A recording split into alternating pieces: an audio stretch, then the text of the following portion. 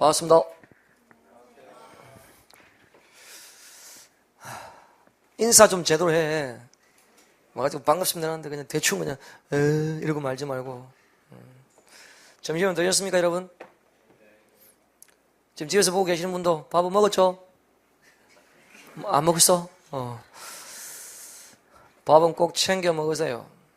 밥 먹고 나면 바로 또 그치? 딱 앉아서 또 공부를 시작해야지. 물론 약간 운동 좀 하고 소화 좀 시키고. 밥 먹고 나면 조금 있다가 봐야지 하고 또 인강 들을 때는 살짝 기대지.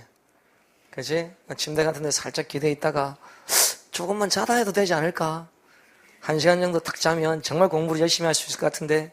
그쵸? 그럼 일어나면 밤이야. 그래서 여러분 집에서 공부하실 때 공부하는 집에서 이제 인강을 가지고 공부를 하시는 분들은 실제로 실강을 듣는 분보다 실제로 자기 그치 집중력이 배 이상 있어야 돼요. 그러니까 좀 제대로 정신을 좀 집중하고 그렇게 공부를 하시기 바랍니다. 스케줄도 딱 짜놓고 알겠죠? 자, 여기 이제 실강을 듣는 분들이야 뭐 계속 시간이 정해져 있으니까 그래도 그게 맞게 계속 움직이잖아, 그렇지?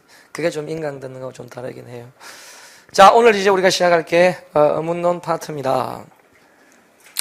자, 여러분 어문론에서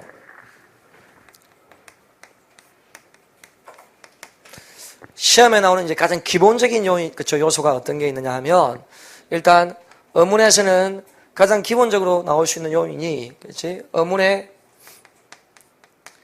개념을 이해하면 시험에 뭐 어문이 뭐냐 이렇게 물어보는 문제는 없는데 어문의 개념을 이해하면 그와 연관되어서 묻는 문제가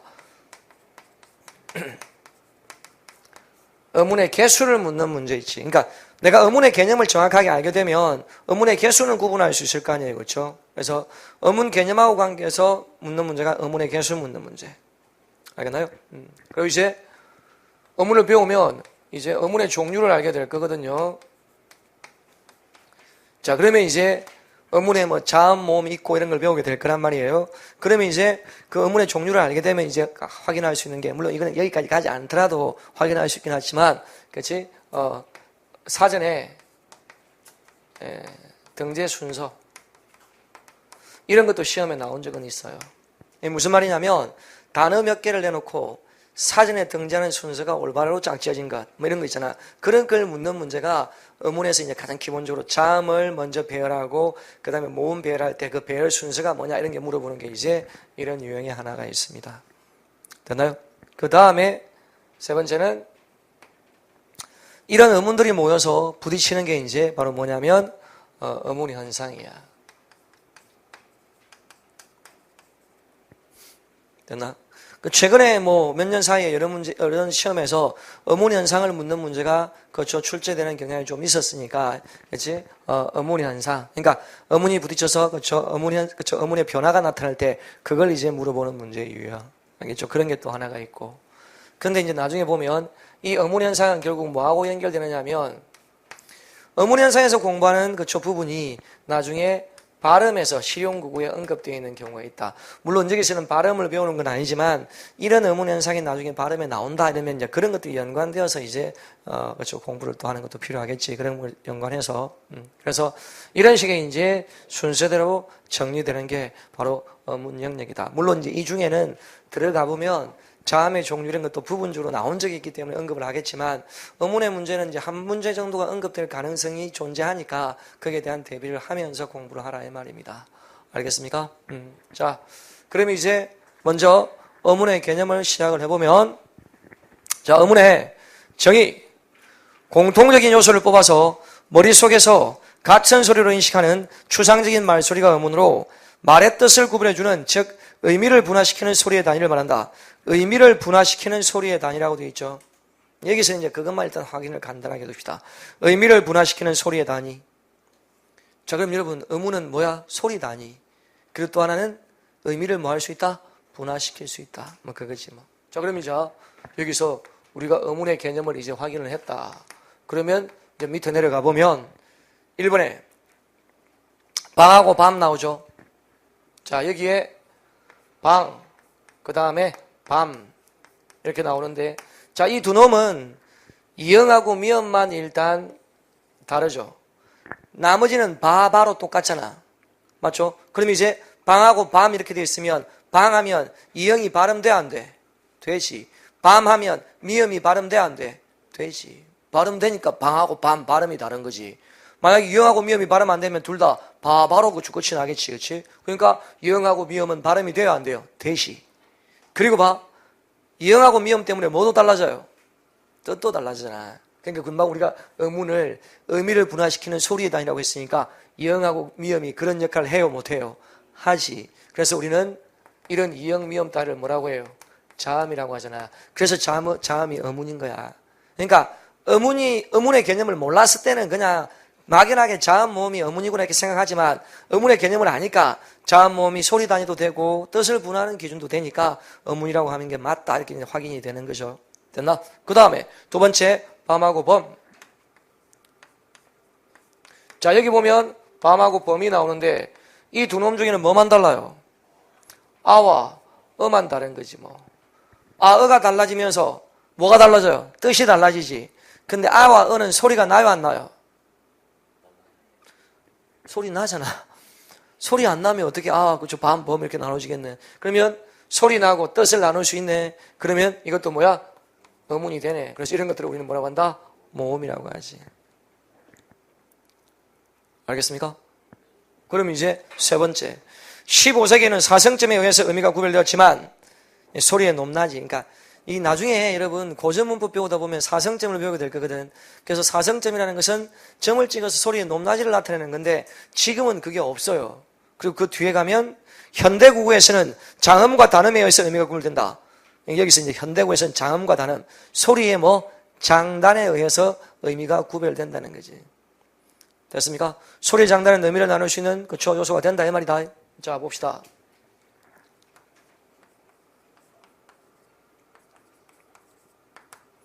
짧게 발음하면 뭐가 돼요? 말. 그럼 짧게 발음하는 말은 뭘 말하는 거예요? 동물 말. 그치? 달리는 말이지. 그러면 이렇게 이건 말이 되는 거고 뒤에 말 그러면 어떻게 돼요? 우리가 말하는 거 그렇죠? 언어를 말하는 거지. 그렇죠? 그럼 잘 보세요. 짧고 길에 따라서 분명히 의미가 나눠지는 거 맞죠? 그럼 보세요. 이건 소리의 장단 이거든. 그러면 소리의 장단은 분명히 소리 맞지? 그 뜻을 분화할 수 있어요? 없어요? 있지. 그러면 어문이라고 할 수 있다 없다? 있다. 그래서 어문에는 자음 모음과 소리의 장단이 있단 말이에요. 이해하겠나? 이해하시겠어요? 그런데 자음과 모음은 이형하고 미음, 아와 어 이렇게 끊어서 나눠서 발음할 수 있나 없나? 있지. 그럼 이런 놈을 밑에 보면 이제 분절어문. 근데 여러분 소리에 길고 짧으면 어디에 끊을 데가 있어 없어? 없지. 그러면 이런 걸 뭐라고 한다? 비분절어문. 그래서 이렇게 분절하고 비분절 합쳐서 우리는 뭐라고 한다? 이걸 어문이라고 한다 이 말이에요. 자음과 모음과 소리의 장단이 어문이라는 것 이해하시겠습니까? 됐지 뭐. 그럼 여기서 이제 우리가 어문의 개념을 알았으니까 그 다음에 이제 실제로 시험에 나왔던 사례를 한번 볼까요? 그 밑에 문제로 점검하기 나오죠. 33쪽에 뭐입니까? 책이 없습니까? 놓고 왔다고? 어디에? 독서실? 독서실 멀어? 가까워? 어떻게 하지? 쉬는 시간에 갔다 와야겠나? 그럼 지금은 좀 임시를 좀 같이 봐. 옆에 좀 같이 보세요, 우리 학생. 지금 기본 개념은 듣기만 제대로 들어도 이해할 수 있다. 같이 보세요. 내가 올해 이번 수업 들어서 좀 친절하게 변했어요. 특히 남학생들한테. 예전 같으면 뭐라 안 왔으면 이 자식 이러면서 막 뭐라 했을 텐데 올해는 좀 부드러워지려고 노력을 하고 있습니다. 대신 상대적으로 우리 여학생들 조심해라. 알겠나? 여학생들은 구박할 수 있다. 남학생한테 친절하게 대하면 여학생은 구박해야지. 안 그래? 명관아, 안 그랬나? 명관이 맞지? 저기 누가 지웠는데? 명관이라는 이름을? 그리고 여러분, 그 뒤에 촬영하는 분, 제 수업은 이렇게 편집하지 마세요. 적지 마세요. 안 가져왔어? 그럼 책을 같이 봐. 이런 것도 다 현장 강의야. 집에서 보는 사람들이 좀 생생하게 느낄 수 있어요. 편집하지 마세요. 특별히 제가 뭐 이렇게 욕을 한다거나 그런 경우가 없어요. 이것도 다 수업의 연장이니까 괜찮아요. 집에서 얼마나 인강만 보고 있으면 지겨웠겠어요. 그래서 그럴 때 뭐 말하고 이러면 같이 느낌이 있잖아요. 그럼 제가 인강 하면서 이렇게 모니터 보면서 여러분 알겠죠? 이렇게 할 때가 있어요. 그럴 때는 촬영하는 분이 이렇게 위아래로 이렇게 흔들어 주셔야 돼요. 알겠나? 그럼 연습해놔. 그래야 집에서 보는 사람들도 내가 그렇게 인식하고 있구나 이 느낌이 오지. 그러니까 현장에서 바로 느껴지는 그런 느낌. 좋아요. 자 여기서 제가 이제 의문의 개념을 봤는데 의문의 개념 가지고 묻는 문제가 의문의 개수 묻는 문제가 있다고 했지. 밑에 문제로 점검하기. 총알이 창을 깨고 날아갔다 돼 있죠. 자 여기에 문제가 문장이 나오고 총알이 창을 깨고 날아갔다. 여기에 밑줄을 딱 그어놓고 의문의 개수를 물었어. 자 그런데 의문은 표기를 가지고 세는 게 아니고 일단 뭐 해야 돼? 발음도 아니니까 발음을 해야 돼요. 그럼 발음하면 여기에서 깨고 날아갔다는 발음해 봅시다. 깨고 그 다음에 날아갔다 이렇게 되죠.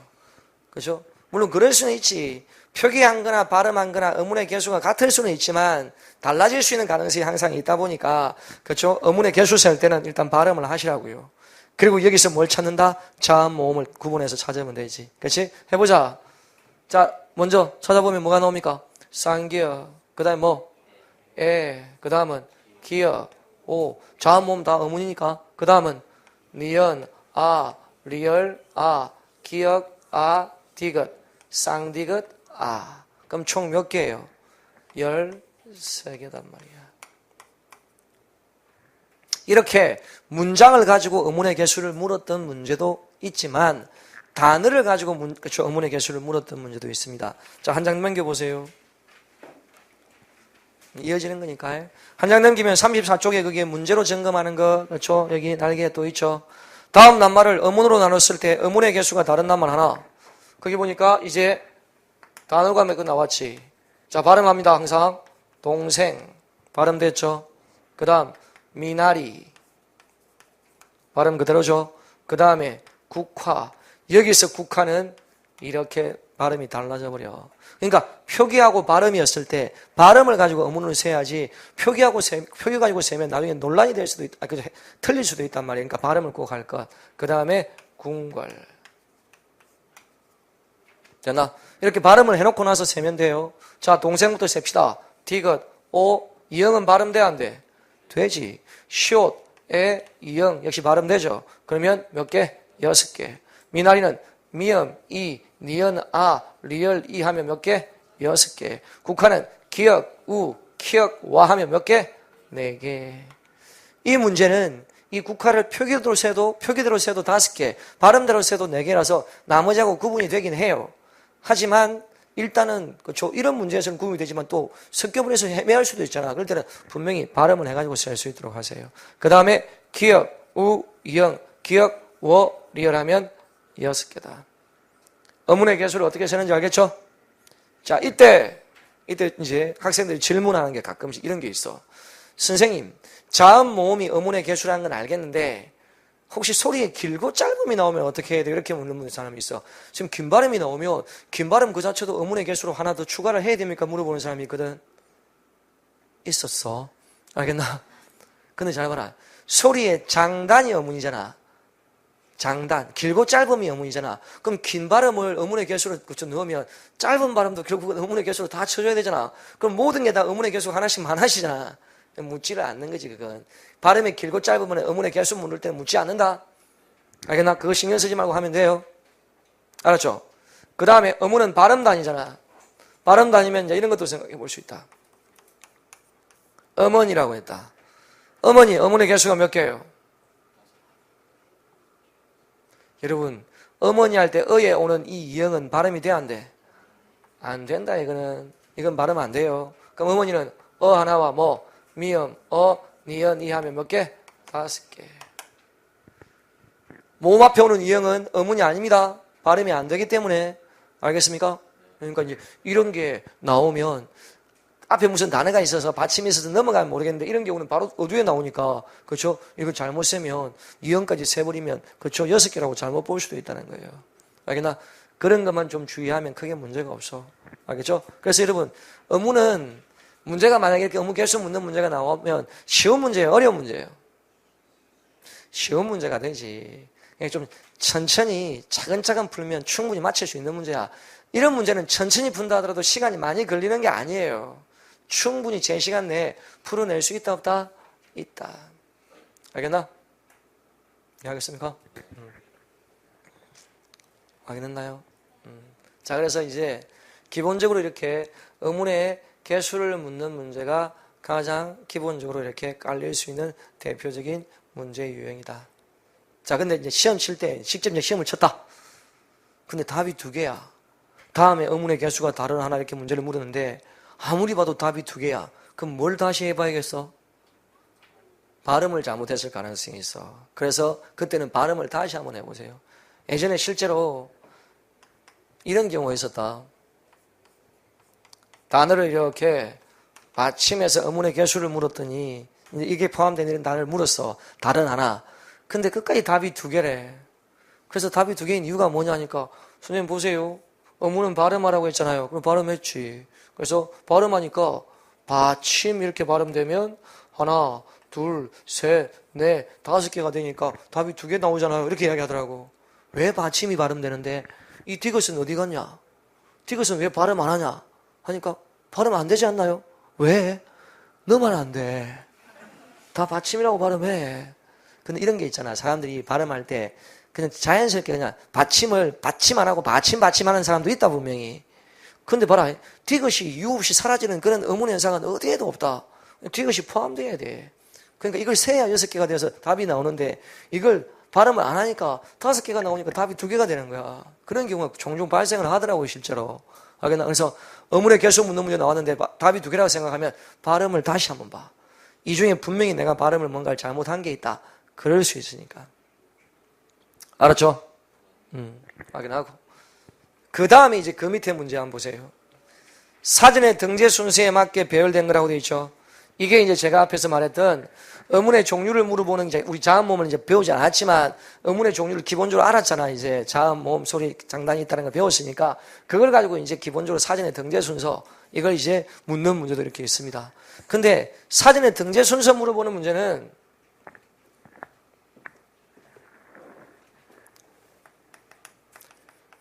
사전에서 단어 등재 순서 할 때 그럼 자음하고 모음이 있으면 자음을 먼저 봐요? 모음을 먼저 봐요?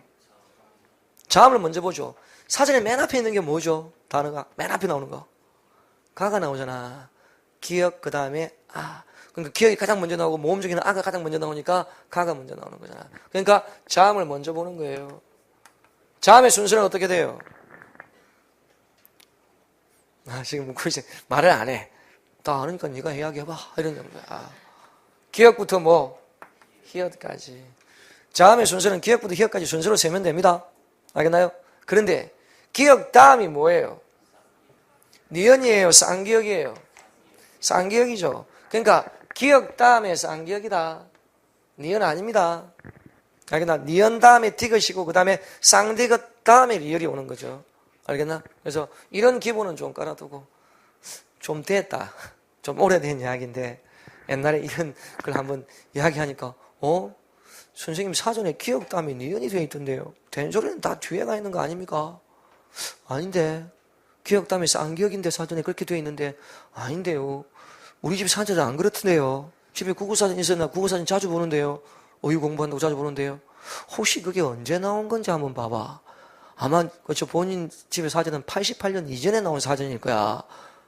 그럼 이제 그 다음에 와가지고 선생님 1960 몇 년에 나왔던데요.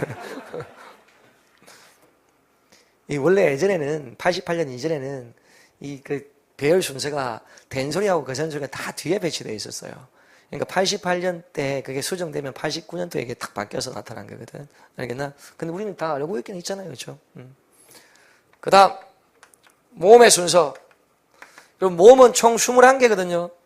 근데 우리가 기본적으로 알고 있는 모음은 10개가 있지. 뭐가 있습니까? 그렇지. 다 아는 거다. 그냥 순서대로. 아, 야, 야, 오요, 우유, 의 해서 총 10개가 있단 말이에요. 그죠? 여기서 이제 그 사이에 끼워 넣으면 되죠. 됐나? 얘는 어디서 와요? 얘는 어디에 와요? 얘는 무슨 계열이냐면 야계열이잖아. 그럼 여기 넣으면 되는 거야.